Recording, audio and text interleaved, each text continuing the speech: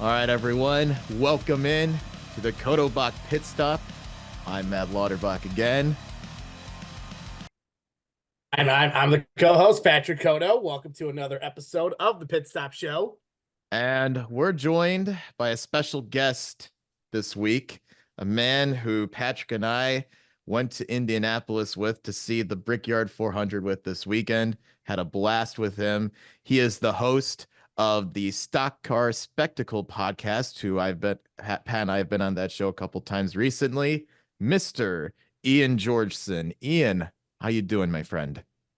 What's up, fellas? Happy to be on the show with you guys for the first time and ready to talk about this great but not so great indie weekend that we had. Uh yeah, that was That's an understatement. that's yeah. I'm seeing all the comments about people with the reaction to the finish. So everyone there, it felt like, was happy about the finish except for us, but I'm happy to see more and more people starting to, give the finish its critics. So we'll get to that in a little Right. bit though. But Ian, I see you're rocking that Brickyard 400 hat. That was a great little merch thing that they had going on there this week. Oh yeah, they had a ton of great merch there, and one of my favorite things about Indianapolis is all the merch haulers are in the infield, Oh yeah. and it gives you access to see all the drivers, and it's a great spot. If you guys haven't been to Indy yet, go there. Great time. I just love that track. Yeah, that was a fun place to be at. We got to see so many people. I got to meet a lot of drivers this weekend. I almost met my idol, Jeff Gordon, and it didn't go as planned. He stiffed you. He stiffed me. I had faith, He's Jeff. there's technically a photo of you with him though, but his head is turned. So To the Yeah, back of his head. we were on the I'm going director critic here. We were on the verge of greatness. We were this close to securing peace and security, whatever he says. I could it's have met okay. him. Chase Elliott ran away from me the first time I tried to get a photo with him. Yeah. And then what happened, Pat? And then he broke his legs. And then broke his leg, and that was pretty much the warning sign of what 2023 was to come. So yeah, I guess Chase running away from me at Auto Club was pretty much the warning sign of the season he was going to have. So if he just stayed put, he would have been just fine. Oh man. Well, hey, you were just a few days away from greatness as well there, Pat. You were just a few days away from greatness. So was I. So was I. That started darkness is what happened. Yeah, Pat saw Chase, Chase saw darkness, he ran, and then the darkness caught up to him. Yeah. That's That's what when you run called away from me, I karma. guess. that's what it's called. That's what it's called. Ian has been waiting so long to see that happen to Chase Elliott. No, I don't wish harm on anybody, but I was happy to see that he didn't make the playoffs last year. That's my big take from all this. All right. So let's get in. Silly season is in full gear now. Saturday morning, when we were in the infield at the merch hauler shopping around, Haas CNC Factory, which has decided to remain in NASCAR, which I'm surprised about, has announced its driver. And to almost everyone's surprise, put on my shocked face, it happens to be Cole Custer, the defending Xfinity Series champion. You basically saw this move coming, and Cole Custer, I'm happy for him. He gets another shot in Cup. He drives the 41 car again, as he was back from 2020 to 2022, and he's back in it. I got to know what you guys' thoughts are on this, because Haas is not probably going to be what they were before Tony Stewart came there back in 2009, but it's good to see Cole Custer get a shot. Yeah, I think it's fantastic. Cole is one hell of a driver. He is a case of nepotism in NASCAR, but he's a great case because he's a hell of a driver. Saw him. He's won over a dozen Xfinity Series races. He has one Cup Series win under his belt at Kentucky. Yeah, they're gonna be nowhere as fast as they have been in the past, but actually, I don't know because now they have that.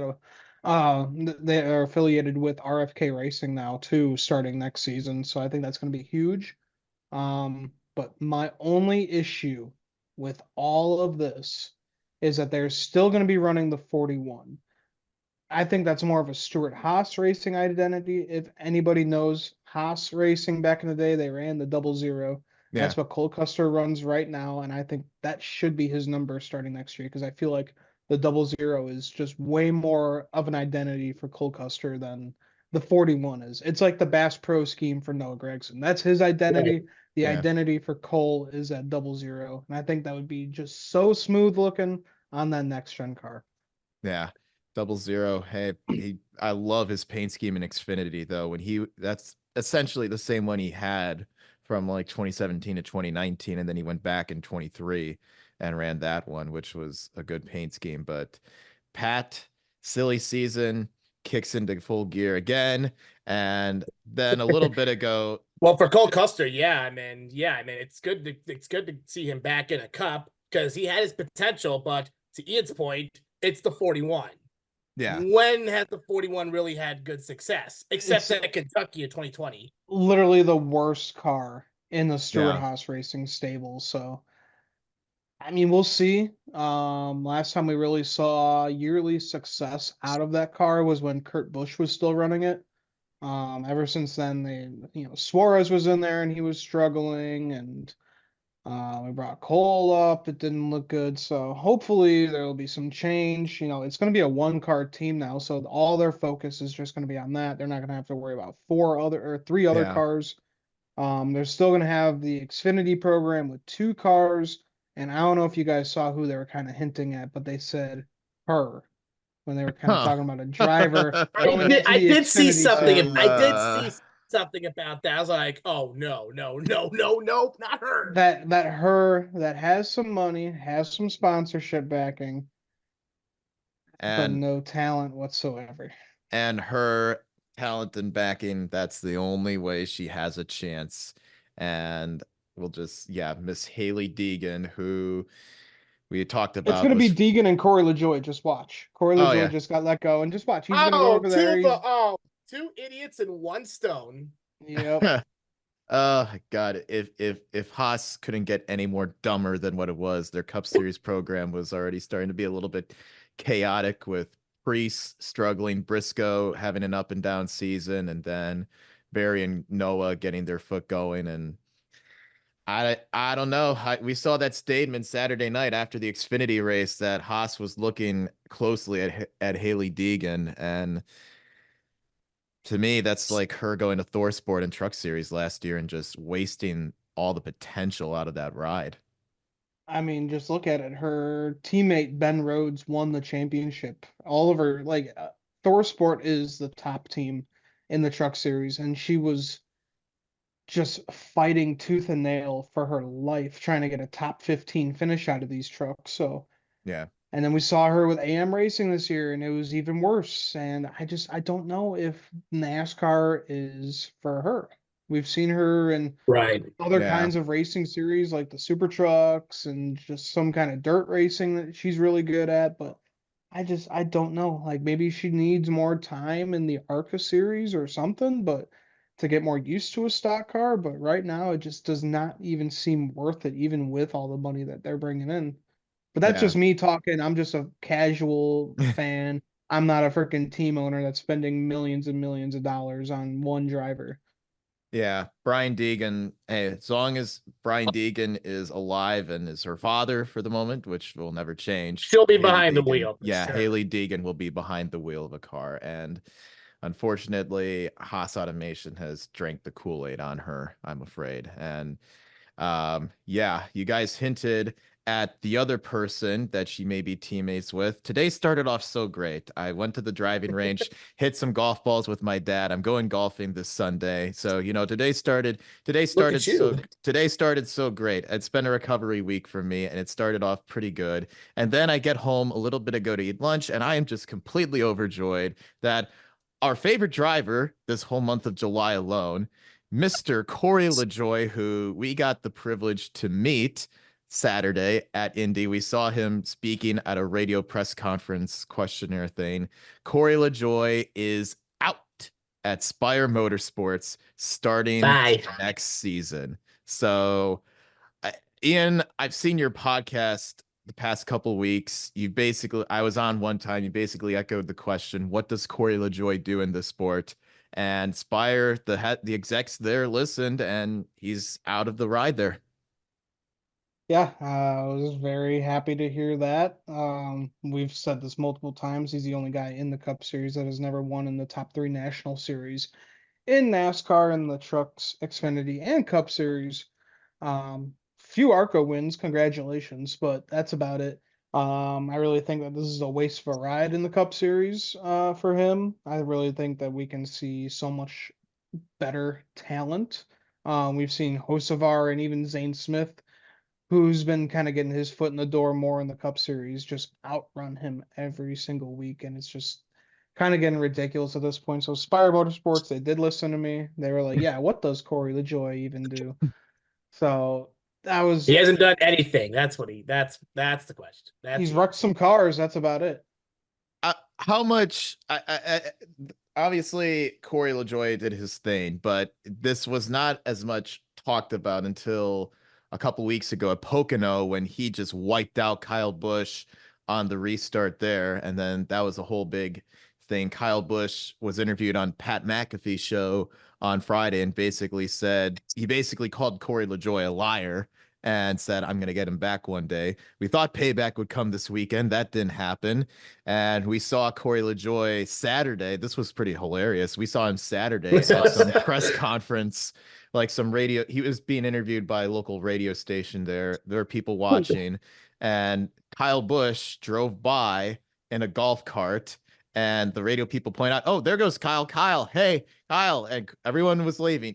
Even Corey LaJoie was waving. And Kyle Busch just looked straight ahead like, do I know you? And just goes about his own business. Yeah, who is that guy? Yeah, Well, I mean, well deserving yeah. because I mean, who the fuck even is Corey LaJoie? It's just a guy who doesn't know how to blend behind cars, and he just wrecks 5-6. Yeah. So I don't know. I'm very happy to hear that he is not going to be running in that 7 car. So Rodney Childers can at least have a real driver to crew chief for. That does open the question up now, though, and I want to ask both you guys this. Now there's an open seat at Spire. We basically know Zane Smith is gone. McDowell's taking over his ride. Hocevar, who's been great in that car, is going to be there. But I got to ask both you guys, who do you see as potential candidates for that 7 car? I can definitely see Corey Heim getting into that ride. We know that he's Really? been linked to going somewhere in the Cup Series, whether that would be a 2311 ride, Trackhouse ride, or whatever. I think this will be a great stepping stone team for him. I think that this guy is ready to just make the jump from Truck Series to Cup Series. We've seen a bunch of guys do it in the past and found some success from it. May take him a little time, but Spire Motorsports is on the rise. I think Corey Heim and Rodney Childers, I think that would be a fantastic duo. My only thing is Corey Heim just needs to grow up a little bit from what we saw with how he reacted to Christian Eckes at IRP on Friday. Mm-hmm. Yep. But besides that, hell of a driver. That's who I would put in that 7 car right there. Pat, how do you feel Yeah, about Mr. Corey I Heim? I I agree too. Corey Heim. I mean, like Ian said, Spire Motorsports on the rise. Definitely want to get a good driver in there. I think Corey Heim is that perfect option. He'll be way better than Corey LaJoie. And like Ian said, hopefully he can mature as stuff because he has some issues with that. And of course, Corey LaJoie also has matured issues as well. I mean, you saw what happened at Pocono, and he keeps changing his story 5 times. Yeah. And he basically admitted when we saw him being interviewed by the radio people on Saturday that he did own up to changing his story. And it was just like, man, you're trying so hard right now to cover your actions and stuff. Like you should have said this stuff in the start of the week, like right after you wreck Kyle Busch. But hey, Corey Heim goes there. We need to put cameras up at the facilities at Spire like they do with Hard Knocks because I'm going to tell you, Corey Heim and Carson Hocevar, they are teammates. Oh, that's going to be a fun family feud. Yeah. I was gonna say Hard Knocks with the NFL does not disappoint. I would love to see a Hard Knocks with NASCAR. Yeah, and Spire would be that team. They're an up and coming team. Corey Heim, definitely a candidate. We've seen him race a couple times this year, and some one-off deals with 2311. Had some okay runs, but I think he's definitely on the verge of being a superstar in Cup Series. But speaking of Mr. Corey Heim, let's get into our action from the week. We start off with the Truck Series race Friday night. We got to Indianapolis, set up our campsite. We were not at IRP for the truck race, but it was a good show. Mr. Ty Majeski, who I believe someone picked him on your show, Ian. I picked him on our show here last week to win. And sure enough, the racing gods granted me the victory. And Corey Heim, or not Corey Heim, Ty Majeski pulled through, scored the win. Only the fourth different time a driver not named Christian Eckes or Corey Heim has won this year. But speaking of those two, the top two in the championship, biggest storyline, they got into it. Looked like Eckes roughed up Heim on a restart off of turn two. They collided, and then Corey Heim had a cut tire, brought out the caution, and under caution showed his displeasure to Christian Eckes. And then after the race, they got into it on pit road. Eckes basically manned up to it. But is this going to be a prelude, fellas, for what we'll see to come in the championship four between these two? Because we basically know they're going to go far in the playoffs. Oh, it's very possible. So if you look at that replay when Eckes squeezed Corey Heim into the wall, Eckes didn't even touch that 11 truck. He just got up close to him, took the air off him, and Corey Heim just got anxious or something and hit the wall. There was no contact whatsoever. We've seen Corey Heim overreact to this. I wouldn't call it much of an overreaction when Hocevar got into him at Phoenix in the championship race last year, but he did lose his cool. He wrecked his shit a lot more. Could have still won that championship, but we have just seen the immaturity out of this guy.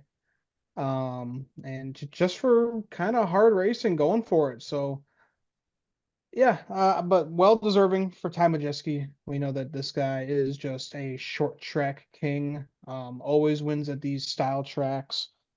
And yeah, guy is just good. Yeah. What I liked though was Eckes basically owned up to it. I didn't get a good look. I saw one replay, of course, Fox with their incredible replay cameras. It's state of the art nowadays, if you know what I mean. But Yep. Christian Eckes basically took responsibility for his end of it and said that was probably his fault, which I appreciated hearing. But Corey Heim kind of reminds me of like a Jesse Love type driver. He's young, he's great, he's got all the talent in the world, but we've seen this before out of Jesse Love, especially in ARCA, and at times a couple times this year in Xfinity, gets a little bit ahead of himself, a little bit emotional in that car, and he does some stuff like that. I mean, Corey Heim is probably worse, but Jesse Love, I feel like, is a good comparison in terms of comparing Corey Heim to another driver. But Hmm. yeah, because I Yeah. Heim's gonna be I think Heim's definitely gonna go cup racing next year. And Jesse Love, we've already seen him tear it up in Xfinity. What happens at RCR in the coming future, he may get a ride there, but it'd be interesting to see those two go at it on the track dueling. And like we said, Hocevar and Heim at Spire teammates next year. Oh boy, Spire they better be ready to hire an extra security detail anytime those drivers get into a race and confront each other on pit road. Yep. And Carson wasn't exactly making the best of friends this weekend from what we saw in the cup race, but we'll get into that in a little bit. Oh yeah. Yeah, definitely. But Yeah. yeah, crazy race, and just love to see the energy out of these guys. Oh yeah. No, these young Absolutely. guys, they bring a lot of energy. I mean, they bring a lot of compassion. They bring a lot of energy. Yeah, some of them are a couple rich kids that, are kind of in it based off their money and stuff, but it's great to see them bring the passion. And speaking of that passion, we had the Xfinity race on Saturday. Saturday was a great day. We got in the track at like 10 a.m., did a whole bunch of merch shopping. We saw quite a few drivers. Went over to Gasoline Alley.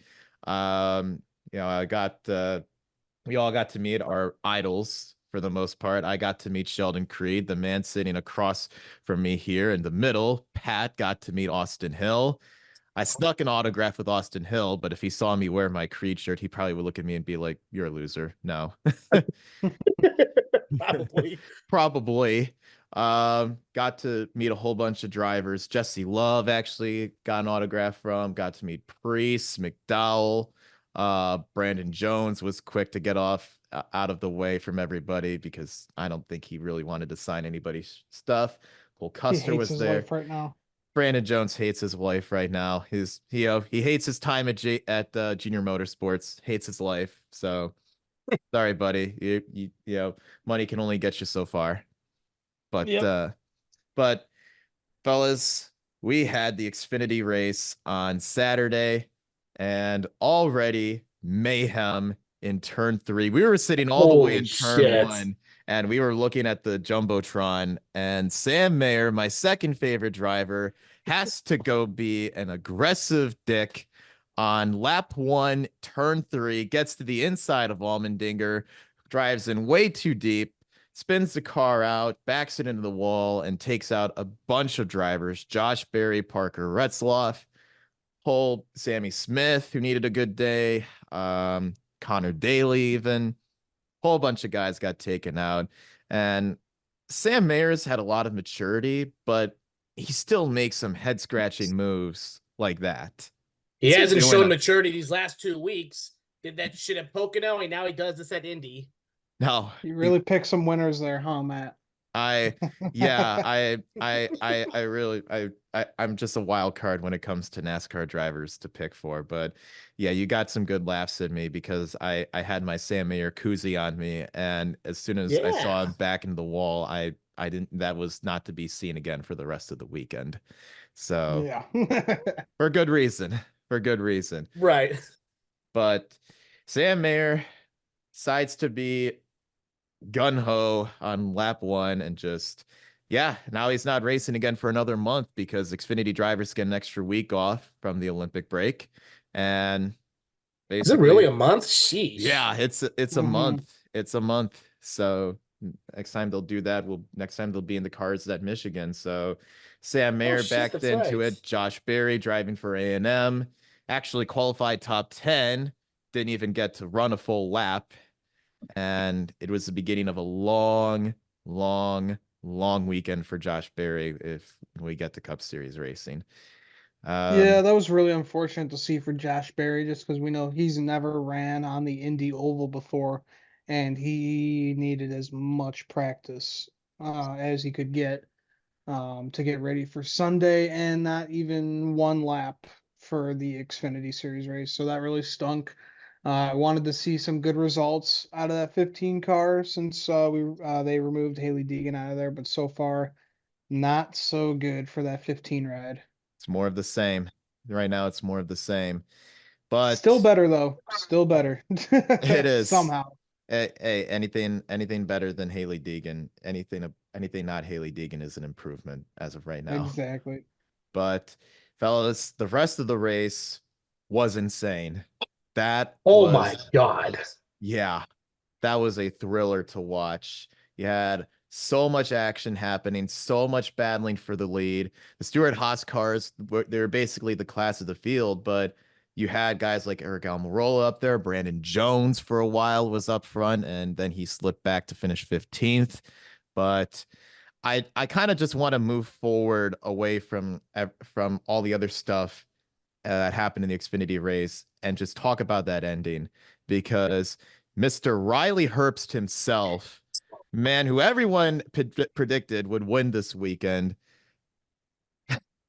I don't know where this has been the past couple years, but Herbst shot out like a cannon on that last restart and just not only overtook Eric Almirola, one of the best in the business, but also his teammate, Cole Custer, who's consistently outran him all year and stole one away. And Riley Herbst, my friends, he is making an interesting name for himself right now.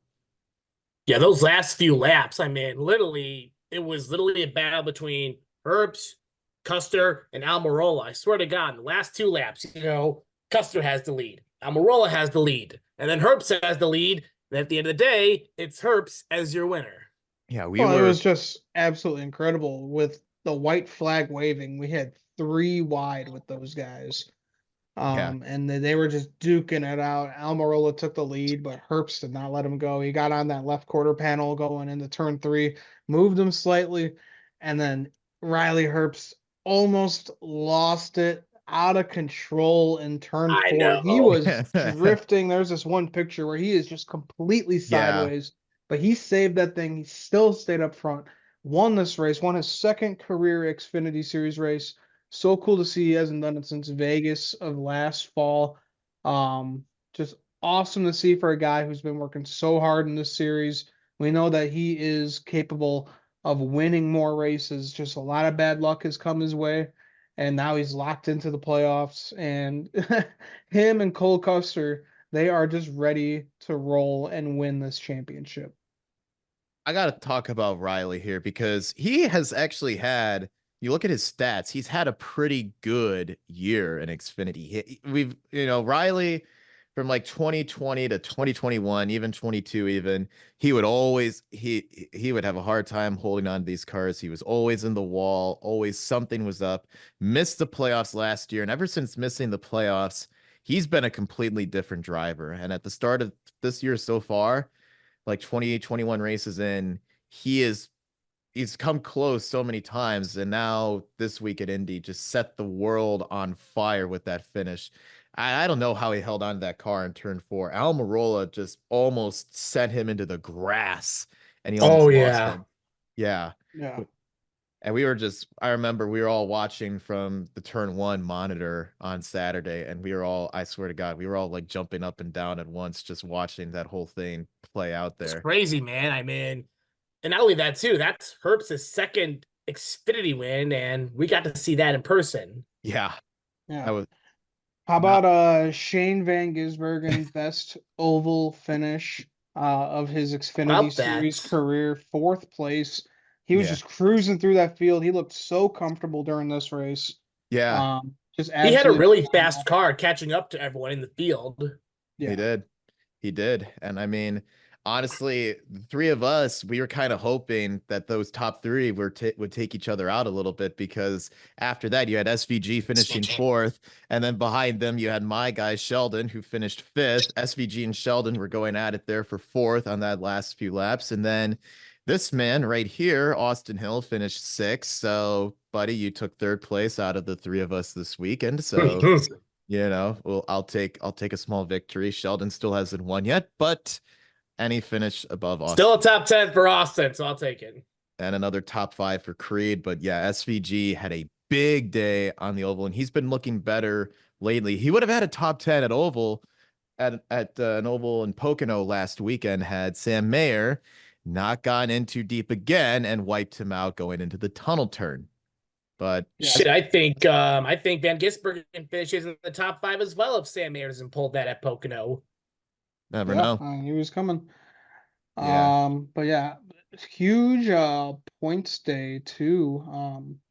SVG needed those points to kind of stay up front in the playoff standings. Ryan Sieg, making every little bit count. He's still down 43 points, Yeah. but he did win a stage on Saturday, so Yeah. that helped him out. But Brandon Jones, 112 points below the playoff bubble. I This just looked guy at that. Yeah. needs to win. Yeah. Him and Sammy Smith at this point. I really don't see either one of those two making it up with the way that they've been running this year. But Ryan Sieg, we've seen this guy grow so much, and we Yeah. know that he gets better and better throughout the season. So I really do think he could be taking one of those last playoff points. And I really do think the way things are going, I don't know. I don't even know if Sheldon Creed would make it in, or Parker Uh, Kligerman. Yeah, Parker. Yeah, you look at it right now, there's only three drivers who are good in the playoffs right now based on points. AJ Allmendinger's 99 ahead. So for right now, he's good. Sheldon Creed is 66 ahead. Had a bit of a momentum go his way with the top five, but he needs to figure out how to win. And then Parker Kligerman is plus 43 right now. So I don't know. I mean, Sheldon's had a good year so far, but he needs to figure out how to finish one of these races and score a win. And the thing with Allmendinger, he's been running a bit better lately, but Colleague just hasn't been the same. So you could absolutely see Ryan Sieg snooker something, but you hit it on the head, Ian. I don't really foresee Sammy Smith making it in. He's been very quiet this year. Brandon Jones only has one top five to his name, which was a second at Charlotte this year. So I work at Menards. I see so much Brandon Jones ads there and, stuff on the TV screens, some signs of him whenever I'm working there, but he's just not, I don't think he has it. I just don't see him having it. And if No, I'm Sheldon Creed, I wouldn't be too comfortable with my plus 66 for the playoffs. He needs a win. He needs a no, we win. still got a ton of races left in this regular season. Yeah. A lot of opportunities for guys like Sammy Smith, Brandon Jones. I mean, even Anthony Alfredo. He's shown a lot of signs of life this year, and I think that he could go out and get a stinker win and put Yeah. himself into the playoffs. I mean, Yeah. there's a lot of guys. Look how Brennan Poole has been doing absolutely amazing this season. Yeah. Um, he's where is he? 16th in the regular season points. Yeah. And that's for an Alpha Prime car. Yeah. So great to see 17th in the playoff standings. He's not gonna win at all, but he is making a great push for that team and for himself because I've always labeled Brendan Poole as just a hack in NASCAR. Yeah. That's pretty easy to label him, but Brennan Poole's been looking good. Anthony Alfredo had a good run going, but he got wiped out in that accident. Basically, him and Daniel Dye, Michael Waltrip's BFF, were racing each other so hard at the end there.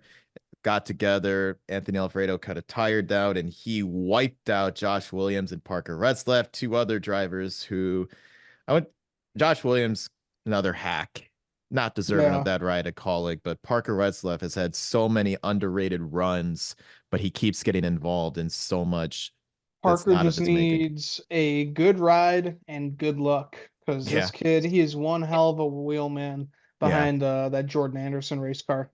he is. He is. But I gotta mention about Riley Herbst because after we got out of Indy and we're heading back to the campsite, Denny Hamlin dropped some interesting hints and He the did. future for what 2311 may be like. It's been rumored Riley Herbst would go cup racing next season.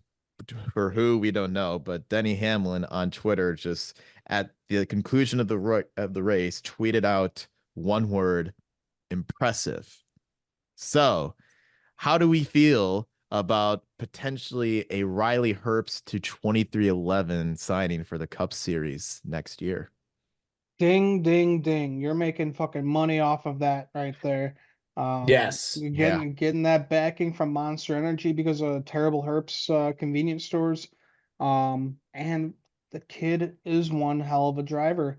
I think yeah, this would be probably the best opportunity for Herps and 2311 to pick their third driver. Um, like I said earlier in the show, Corey Heim still needs time to mature. I think he should be one of those guys that should move into a Joe Gibbs car in the Xfinity Series, run 2 years or so, get used to the stock car from the truck. yeah, But yeah, yeah. Harps is perfect. I think he'd be a good fit and see what happens at 2311 though, but future is looking pretty bright for old Mr. Riley Herbst and his teammate Cole Custer going back potentially two of their SHR Xfinity drivers going cup racing next season. So that Xfinity race, I don't know what everyone was complaining about with that package. I thought the racing was pretty good. Yeah, it was great. Yeah, Yeah. it was awesome. And people were complaining like, oh, they're using the super speedway package. They got the restrictor plates. Like we have been doing this with Indy in the Xfinity Series since about 2016. We've been running these restrictor plates on them, so I don't know why everyone's complaining like it's something new. This is how it's been, and I love it. Pack Yeah, racing at Indy is fucking awesome.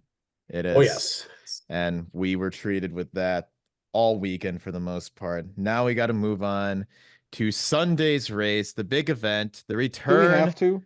Uh, unfortunately, God or else damn it, guys. NASCAR will throw late caution at us if we don't. They'll throw late And something hand at a us. golden boy a win. Yeah, I know this is going to be traumatic for you guys later on. For me, a little bit too. But let's move on to Sunday's Brickyard 400, the return of the oval race. Stage one was pretty clean and green. Tyler Reddick led most of it. Pit strategy came in. Denny Hamlin took the win. And then we had a bunch of restarts in stage two. And with a lot of restarts at Indy, we saw a lot of action and a lot of calamity. William Byron, AJ Allmendinger, and Harrison Burton, as usual, crashed out at the start of stage two. And then Yep.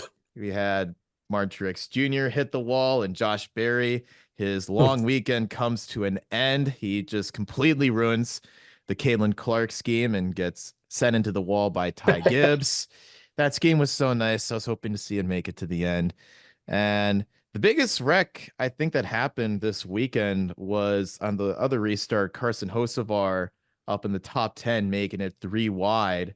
And he got put in that 3 wide spot. Like he was trying to make it happen, but he got chopped off. I believe it was Blaney who came down on him, hit Blaney, and then it ended up with Jimmy Johnson and Joey Logano going into the wall. And guys, I got another question for you.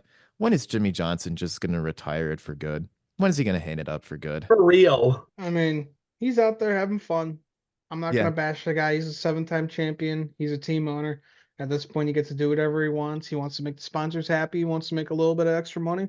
And he's just having fun being out there on the track. Like, yeah, we joke around, like, dude, just hang it up, it's all over. But a lot of these wrecks are not his own doing. So I will say he's trying his damnedest. He's trying to make Legacy Motor Club look like a legit NASCAR team that can contend for wins. But as of right now, Old Lady Luck is not on JJ's side.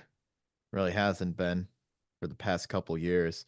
But the other thing we got to look at with this accident was Mr. Hocevar himself, because I I feel like every time I say Carson Hocevar has done a good job this year in Cup Series, he's running good. He's not creating any controversy. I said it a couple weeks ago at Nashville, and what does he do? He wrecks Harrison Burton under caution. And then this weekend, I said, he had that, but he's still not doing anything too bad. He's okay. And then he goes deep in turn one. I wouldn't put it all on him, but why are you making it 3 wide on a restart with over half the race left to go?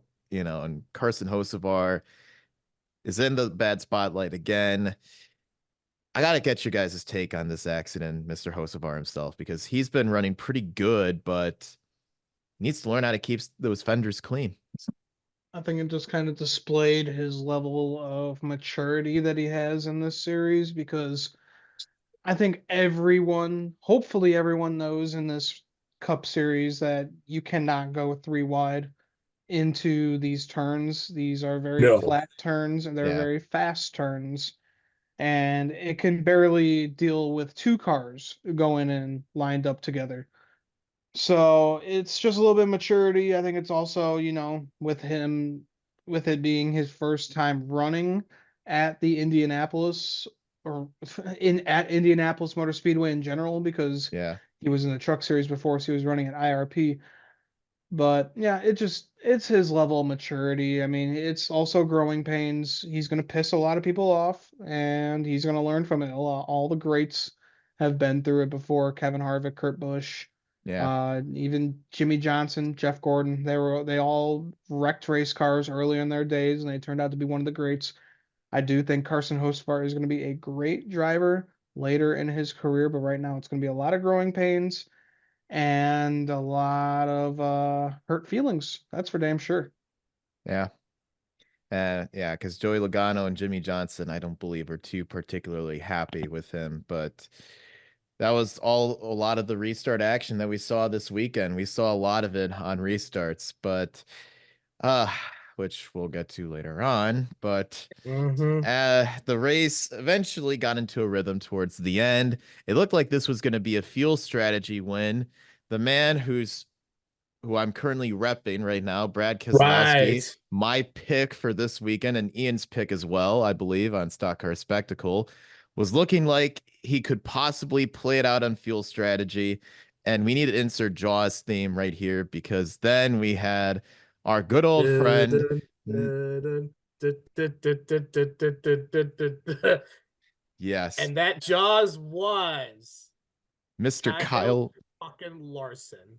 Yes, Kyle frackin' Larson, of all people, was the first driver on fuel. It was looking like he was going to maybe make something happen, but he had to go through Brad Keselowski and Ryan Blaney. The Fords were not going to make it easy for him. And I thought, okay, we just need to run a couple more green laps and we'll be good.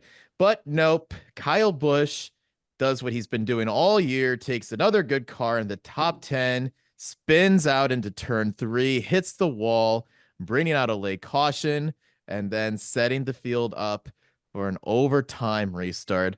And this is what I got to talk to you guys about on this restart here, because coming to take the green, this was the first area I noticed, like, what are they doing? And I'm going to let you guys go on a bit of a rant here when we get more into this. But we had Brad Keselowski basically say, nope, I'm a head out. He just ducked into pit lane. He wasn't going to make it on fuel. Kyle Larson pulls up, and it looks like from the restart, beats Ryan Blaney to the start finish line, which is a no-no in NASCAR. You cannot beat the leader. Blaney would inherit the lead. Larson would be second. But we wouldn't have a chance to really look at that because going into turn 1, John Hunter Nemechek proves why he can't run well at Legacy, puts a horrible block on Daniel Hemrick, and creates a massive accident going into turn 1 that brought out the red flag. And that was just a whole big chain of events there. Yeah. Normal, typical John Hunter Nemechek shit. But Brad Keselowski was running out of fuel. He had to duck into pit road. He had to follow the pace car to fuel up. But Larson was able to take that preferred spot in the front row. I really don't know what NASCAR should have done in that spot. Should they have waved it off? Should they have let Blaney take the preferred spot or what? But it was too quick. And Kyle Larson got the preferred spot. And if I was watching Actions Detrimental, and Denny Hamlin was watching both the in-car cameras, and they both took off at the same time. I think the only thing was Larson had an extra mile or 2 mile per hour difference just because he had to move up that spot. Yeah, He had a little bit of momentum coming his way. So that's why he was entering into turn 1 a lot faster than Ryan Blaney. But yes, that was a very gray spot on what NASCAR should have done there. I think they're going to learn from this because we don't really see this happen very much, especially in situations like this. yeah. And they kind of just let bygones be bygones and let Kyle Larson keep that first place spot. I just don't understand how you can let the guy who's starting third restart first now. It's really Exactly. ridiculous. And it's just feels so bad for Ryan Blaney because you know he would have won this race if he had that that preferred position. Absolutely. And yeah, I remember Pat, you and I, we were just going off in the stands. Ian was there too. We were all just reacting. And I felt bad for both of you guys because you had to see Larson win in person at Kansas by ever so I mean, close. we'll let the Kansas one slide because of the finish, but this one, yeah, no. Yeah, no, which we'll get more into. So the red flag came out. Blaney was not happy on the radio. He felt Larson jumped the Right. start, which he kind of Which, did. yeah, there's another thing that, that happened too, claims that Larson jumped the restart and then Blaney went on his rant thinking NASCAR handed him the win, Yeah. which we'll dig into that shortly. Yeah. And yeah, so they cleaned up from all the carnage because there were so many cars involved in that wreck in turn 1. Denny Hamlin, John Hunter Nemechek, Daniel Hemrick, Chase Briscoe, among others involved. And then the red flag ends. We get the caution flag out, and Kyle Larson can't get his car going. Ryan Blaney clearly got his car going. And yeah, this was going on. There's this shit where yeah, because the tow truck had to give him a bump, and if you do that, you have to go in the back. Yeah, if I'm correct. Yeah, we've seen that happen to Marcos Ambrose at Sonoma years ago. Yeah, where they were under the red flag, he couldn't get it fired, or actually no, he shut off his engine to save gas, and then it wouldn't refire, and he had to go to the back. He had to go to the position where he was like when he started. Yeah. So it was just very, very strange how NASCAR was setting up these rules as we were going. Yeah. And it kind of makes you want to put on that tinfoil hat. We should have just came on this episode, all of us, and just wore tinfoil hats instead of the Brickyard merch. Yeah. Yeah. I mean, the title for our show this week for Stock Car Spectacle, like the first title is the NASCAR rig, the Brickyard 400. And I'm gonna say yes. I personally think they did.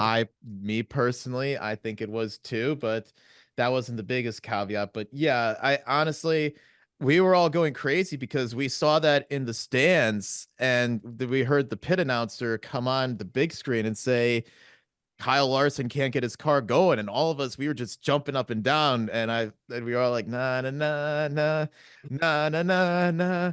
Hey, hey, hey. Yeah, but apparently NASCAR and their rigging bullshit said we spoke too soon. Yeah, because then he got his spot back, which we saw him go back up there, and we were like, what? And I remember there were so many Larson fans around us, and they were all just cheering and laughing at us. Oh, Hendrick fans who also like Larson. I'm a Hendrick fan, I'm an Elliott fan, and I hate Larson. So yeah. No, yeah. I don't root for all those. I don't root for the entire team. I just root for one specific driver. Yeah, Pat's a reasonable Hendrick Chase Elliott fan, but this wasn't that was not the big thing. This was the big story, which I know you boys are just gonna want to reach right through your computer screens, just strangle my throat out with me reliving it for you, traumatic memories. But we get the restart. And on the restart with 2 laps to go, it's Larson and Reddick. It looks like it's going to be a battle between them. But then Ryan Preece spins coming off of turn 2, hits the inside wall, and NASCAR let them race. Preece was trying to get his car going, but from what I saw, he got his car going and then he stopped it in the middle of the track and kept it there for half a lap, couldn't get the car going.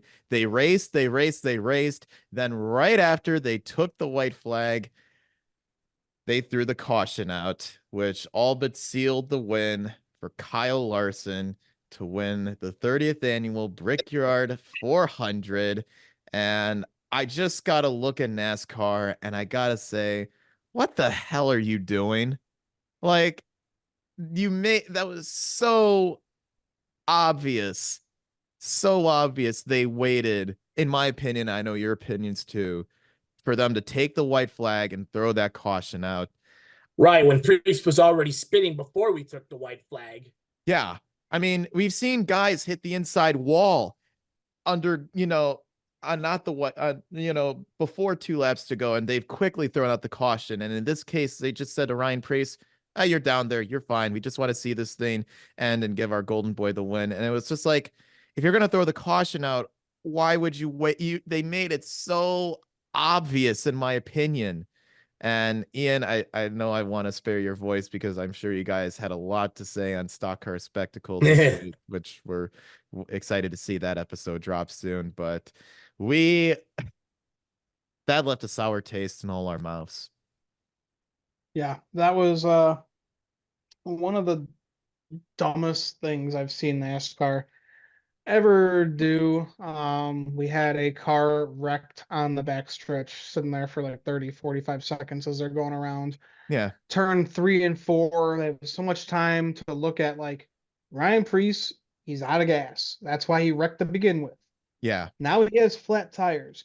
We have literally seen these cars not able to move because Right. of flat tires. They have had to get tow trucks. We saw what was it, Nashville, when Ross Chastain needed 2 tow trucks to help him get back on the pit Iowa. road, or it was Iowa. 2 tow trucks to help him get back on the pit road. How does NASCAR not know this? Yeah. And it was Exactly. Elton Sawyer's explanation was just the dumbest shit I've ever listened to. Saying like, "Oh yeah, we were looking at him. It looked like he was getting going, but we were already He was taking the." stopped for half a lap. Yeah, I don't get it. That's a prime example of just NASCAR handing a win to the newest golden boy in NASCAR, which is Kyle Larson. Now it's been Chase Elliott. Now Kyle Larson has taken those reins. Yeah. Don't get too comfortable, Pat. He'll be back there. Don't worry. It's gonna be a Hendrick duo right there. But it's just absolutely fucking ridiculous because, like you said, we have seen them throw cautions for way less, scraping the Yeah. wall. It's just absolutely Phantom debris ridiculous. cautions. Not I to get mention it. too that if NASCAR is going to call, Chase Elliott and Brad Keselowski's, mistake they made coming off pit road, then you might as well call that fucking caution, Yeah. along with saying, oh yeah, Larson should be going in the back because his engine couldn't start. So Yeah. you're going to call those, you better call the other important things. Yeah, it's just ridiculous. Yeah. It was a great weekend at Indy that ended with a sour taste. All crown jewels this year left sour tastes in our mouth. Yeah, Yep. and that's the big thing we got to talk about. All 3 crown jewel races have had horrible endings this year. The racing's been great, but Yeah. the way how NASCAR has sort of made up these rules on the fly, it's just you got to look at them and be like, you're being way too obvious with this shit. It's like, the Daytona 500, that was understandable because there were cars going everywhere. They had to throw that caution out, but they had just taken the white flag, which I get. The 600, I will never understand because, in my That will opinion, live rent free in a lot of people's heads. The way that especially, it. yeah, with people who've been there, because in my opinion, Charlotte is a track that has lights. It's already going to be a late race to begin with, and you It spend two was and a half. it was over a holiday weekend. Nobody was working the next day, so why the fuck? Yes. And for them to reverse it the next month at Loudon, a track that I may remind you has no lights at all, with impending darkness coming in, they felt more obliged to get that one in. And then you have this. So it was all of us, and we had Ian's cousin Stevie there. We had a couple of other of Ian's friends, who I met for the first time this weekend. Really cool guys come out. And we were all just sitting there, the 6 of us, with our jaws dropped, and everyone else was just cheering. I felt like we were the only ones that at the time were pretty upset about it. And we had Kyle Larson fans coming up laughing at us after the race ended. We had some drunk lady tried to high five fist bump us. We're like, get away from us. Yeah, she tried to fist bump me, and I just went, "Ew, no." You're a Larson fan. You don't deserve this fucking win. Fuck you. I just kept my arms folded when she came up to me and was just like, I'm not gonna give in. I'm Don't not touch me. don't touch me. Don't touch me. But Oh, those hands yeah. in bed. Oh my God. Yeah, it was just a rough weekend for all of us. Well, the ending was. It was The ending. I mean, it was a good weekend for us at the Yeah. track, but the ending was terrible. Yeah, the ending was pretty terrible, left a sour taste in our mouths. And NASCAR, they got their golden boy to win, but I mean, you're starting to see I was so happy to see on YouTube and social media this weekend, this week so far, a whole lot of people coming out and criticizing NASCAR's decision there at the end. So it's like, Exactly. yeah, it was great to see other people start to do it. And I I feel like more people need to notice it, because at a track like Indy, it didn't feel like a lot of people that we were sitting there with really cared.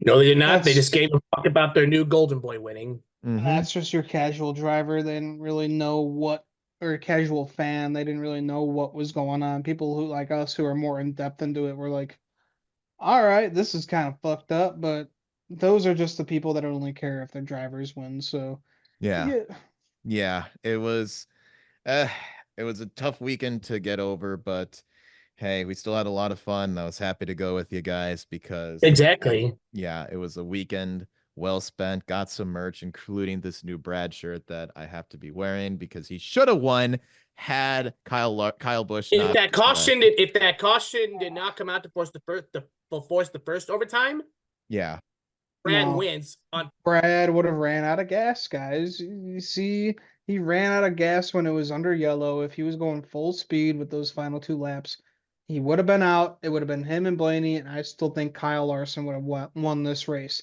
I was content with Larson winning this race that way, yeah, not Right. yeah, this way.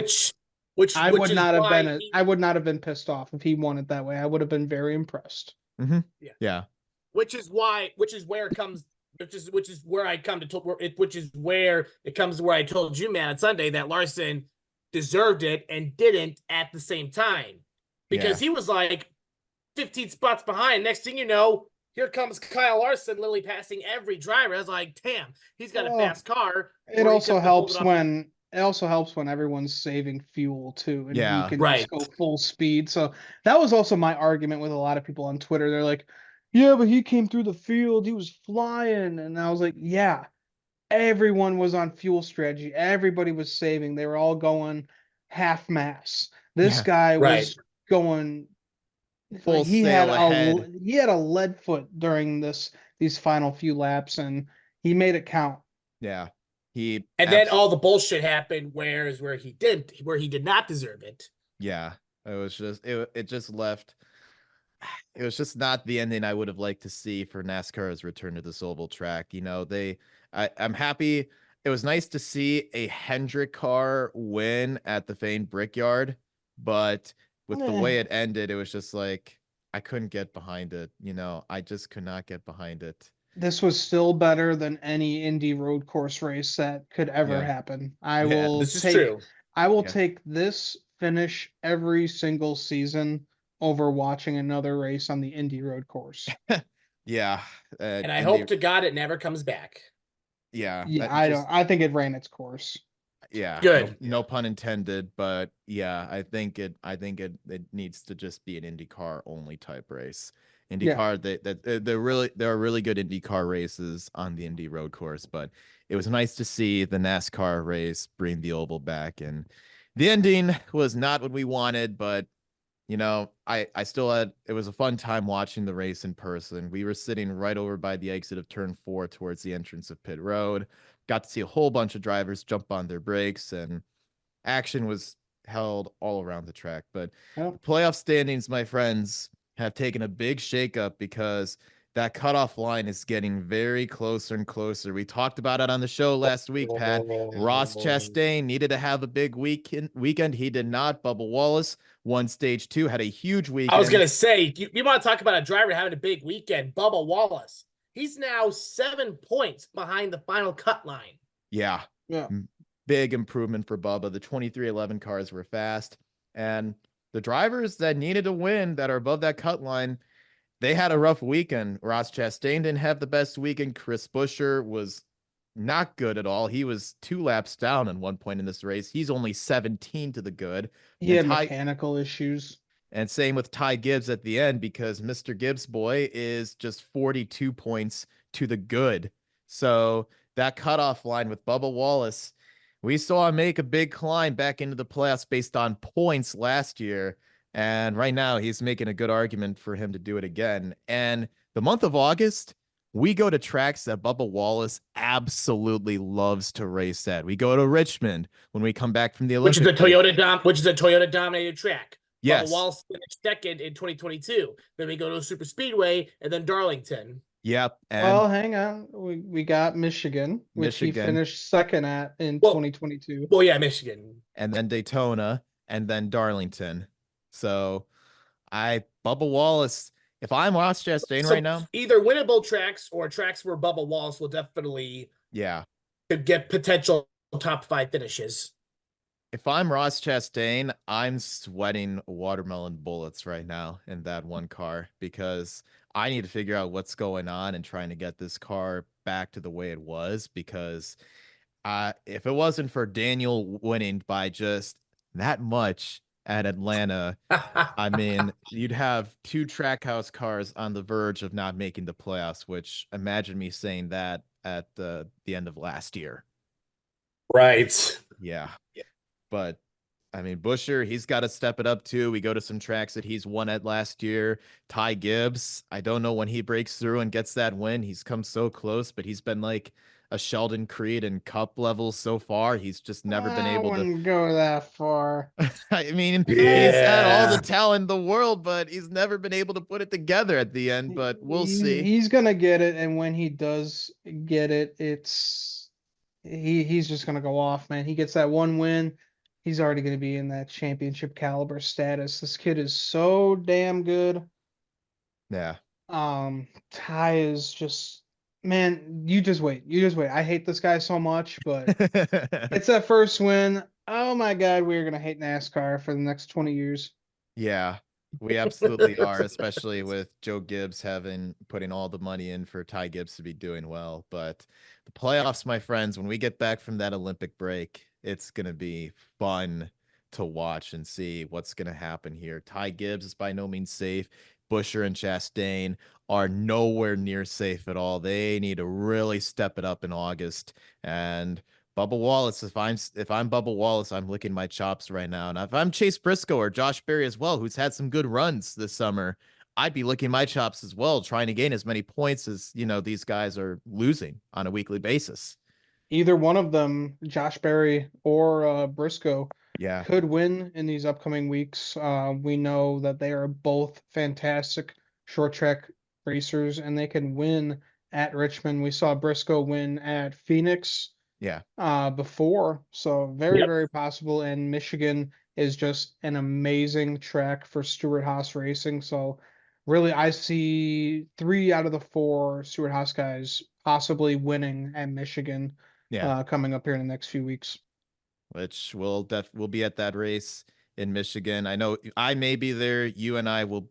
No, Pat and Ian will for sure be there. I'm gotta work some things out if I'll be going, but if I'm there, I'd love to see it happen. So, fellas, we're getting towards the end of the show, and with the Olympic break coming up, we're just gonna take some time. We're gonna not do our predictions. We'll wait till the weekend before Richmond to do that, kind of when more news comes out. Let the Olympics take its course, but figured we'd change it up a little bit and introduce Ian to paint scheme of the week, which is pretty self-explanatory. We picked the best paint scheme and also our winners and losers of the week. We pick a driver or anything NASCAR related who is a big winner, but also another person in NASCAR this weekend who is a big loser. So yeah, this was kind of our little thing to end the show with. Pat, I'll let you go first here. Paint scheme of the well, week. if we're gonna paint scheme of the week, you cannot go wrong about Tyler Reddick's monster energy car. He had a great. Those cars never disappoint. Yeah, that looked fresh. Ian, what you got for your paint scheme of the week, bud? Gotta go with Noah Gregson's Bass Pro Winchester car. It's just iconic. Ian and Noah, good friends actually outside, actually talk to each other pretty well, know each other pretty good. I got to go another SHR car, Josh Berry's Caitlin Clark paint scheme, which should have seen the end of the race had Berry not jumped out of the gas and Ty Gibbs ran into the back of him. That was painful to see, but it was nice to see that car roll past us in Gasoline Alley on Saturday. Yeah. Oh yes. And then let's go to our winners and losers of the week. Ian, you're our guest, so I'll let you go first. Who's your winner of the weekend and who's your loser of the weekend in NASCAR? Bubba Wallace, that's my winner from the weekend. He was down over 50 points for the playoff bubble, and he was able to get a top 5 and make it only 7-point difference for that playoff bubble. And my big loser of the week, guys, come on, it's Kyle fucking Busch. This guy needed a good day here, and just with a couple laps to go, fucks up and wrecks once again. So Bubba Wallace, big winner. Kyle Busch, big ass loser. Sounds about right. That's about right. Pat, who you got, my friend? I'd love to hear this. Well, despite him having to fuel up late in the race, I got to go with Brad Keselowski's my winner of the week. He raced really well. I love his strategy. Sucks that he couldn't take the top spot, but impressive weekend for Brad Keselowski. And my loser, it's NASCAR for fucking up the ending, of course. Yes, NASCAR, all of NASCAR, you are not safe. So if you are out there, you won this weekend, but you lost this week on the show. So you won and lost this week at the same time. Yeah, you won and lost this weekend. So racing you're putting out there is good, but you got to stop making rules up on the fly. You got to stop it with making up those rules at the end there. All right, my winner of the week. My winner of the week is going to be Riley Herbst. He showed up at the perfect time, put on a show at the end, proved that his Las Vegas win was no fluke at all. If anyone ever thought it was, I want to see where any of those Riley Herbst taters are now. But my loser of the week, it was actually going to be NASCAR. I was going to side with Pat, but after recent news today, my loser of the week is Mr. Corey LaJoie. Sorry, buddy. You shouldn't have wrecked Kyle Busch on a restart there. If you didn't, you probably would still have a job, maybe. No, man. They overall I wouldn't be so sure about that. I think that was the sound of the final nail of the final coffin. Yeah, that was just the nail in the coffin for any Corey LaJoie fan out there. Which, if there are fans out there, I wish you the best in terms of your health situation. We saw one at Indy. We saw one at Indy. We did see one at Indy. Poor mother of three walking around with a Corey LaJoie shirt on. I was like, oh, this poor woman. Poor woman. Yeah, that's. I would say something else, but I will choose not to. But yeah, Corey LaJoie, Godspeed, my friend. Godspeed. We'll see you in ARCA next season, where you'll probably see you at McDonald's. That too. No, we'll see you at Chili's. That's where we'll see you working at. That's where we'll see you working at. But guys, that's gonna do it for the end of our show this week. Thanks again for watching the Codo Bach Pit Stop. We'll see you again the week before the Olympic break. I'm Matt Lauterbach. I'm Patrick Codo. Ian. And I'm Ian Georgeson. All right. Thanks again, everyone, for watching. We'll see you in a couple weeks.